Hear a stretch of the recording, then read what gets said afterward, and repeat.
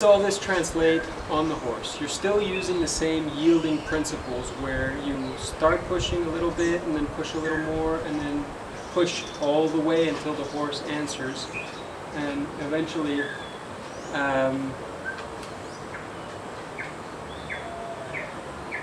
so you push a little more you push a little more, and then eventually the horse is going to go ahead and yield. Now when you're on the horse, for any of you who've seen the movie Avatar, where you have the whole tails mingling and suddenly you have this connection between the person and the animal, well, you actually have that with a horse when you're sitting on top of a horse. You have your brain that is connected to your spine, and then the horse has its brain connected to its spine, and you are sitting with the base of your spine right on top of his spine.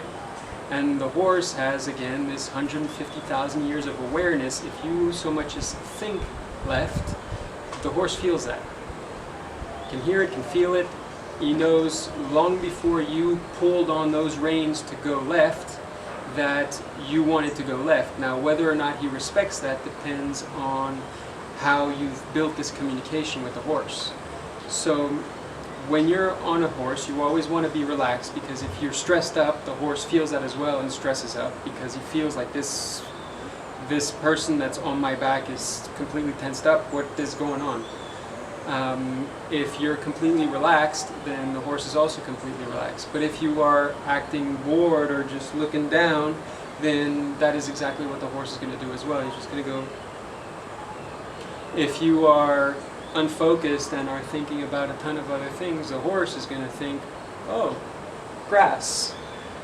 So you want to be very aware in your mind of what it is that you are doing. So when you want to go left, you want to go ahead and think left. As you're thinking left, you want to exaggerate every single movement, because by exaggerating these movements, you're communicating with the horse what it is that your intentions are in a respectful way. You're not yanking the reins to the left, saying left, which is like the equivalent of the military command, left. You want to be with your whole body, your whole movement. You just don't want to just go like this, which is also the equivalent of telling the horse, I just want you to move your head. But you want the horse to move his entire body in unison. And the horse will only really do that unless he's learned that if you pull the reins to the left, that it means for him to move left, which you can also take years to go ahead and train a horse to do that, or use a bit, like is usually the case. But if you want the horse to naturally want to do what it is that you want it to do, then you need to learn how to communicate with the horse in a respectful way, using empathy and leadership. So you want to be relaxed, and when you want to tell the horse left, it's really you want to think left. You move your shoulders. When you're moving your shoulders, you want to make yourself as wide as you can as well, so that you're using the peripheral vision reflexes of the horse. So when you're thinking left, you're moving this hand in, which is closing in on his head, and this one is opening that space. His reflex, his natural reflex, knowing that these hands are not going to hurt him, it's still his reflex that is going to tell him, this is the direction I want to go. I want to go opposite where this thing is moving, and here I have an open space. So you're already telling the horse to move in that direction. Now you also want to control the hind legs, because that's where all the power is. It's almost a common knowledge that if you control the hinds, you control the horse.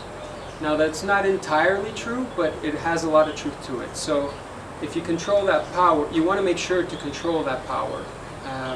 You don't want to let that power just do whatever it is that it wants to do, because that's a lot of power that you're just letting do its own will. So you control that power with your legs. So if you want to move towards the left, you want the hind legs to swing towards in the other direction. And you would do that by using your heel. Now at first you go gently, just with the thought. Then you would go a little harder, and if the horse still doesn't reply, then you can go ahead and give give a kick and move in. You also want to do that with his front shoulder. Now his front shoulder, you want it to follow his head towards the front, towards the left. And so you would use your knee to guide his front shoulder. So you're using your shoulders, you're using the reflex, his visual reflex. You're also using that same reflex that we were talking about earlier, where the horse, once he does what it is that you want it to do, you will back off the pressure. So with your knee, you're applying pressure to his shoulder, and with your foot, you're applying pressure to his hind. As soon as he does the movement, you can back off a little. Not completely, because he doesn't know when to stop turning. So you want to back off a little, but keep doing the movement so that he understands, okay, you want to keep turning. So it's a very continuous method of communication, where you're using your entire body to tell the horse what it is that you want it to do. Kind of like a child, when you have a baby in your arms that wants to get the cookie, he's going to stretch out and go, I want this. And he didn't say it, but you understand exactly what it is that that child wants. And the horse is the same thing. You just have to go ahead and develop that communication with the horse so that it's a fluid thing. Now, to go backwards, you want to sit down in your saddle and pull back lightly on the reins and think in your mind, I'm good here. Because that ultimately will bring this horse to stop. Why would I want to continue walking if I'm perfectly okay here?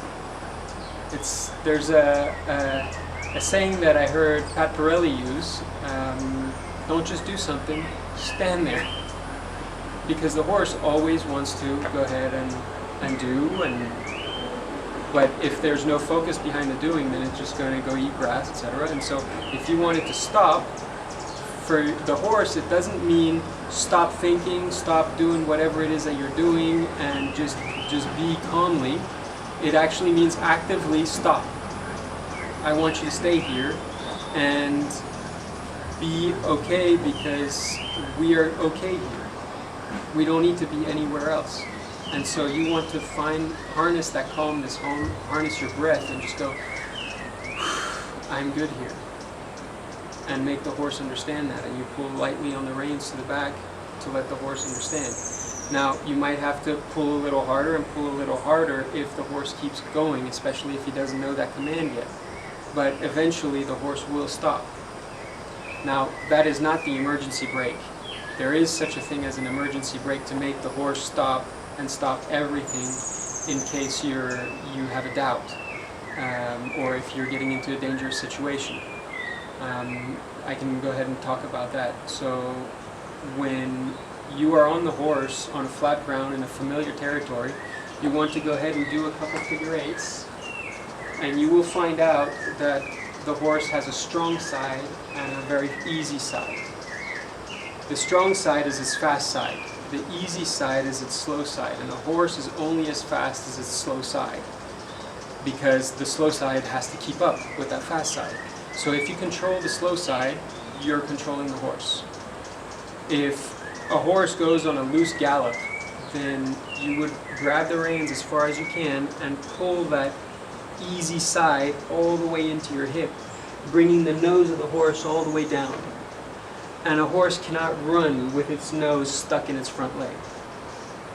And your horse will stop and start to turn on himself. That would be the emergency brake. You don't want to use that on a regular basis. That is really only if you suddenly lost control and to come back to a safe space.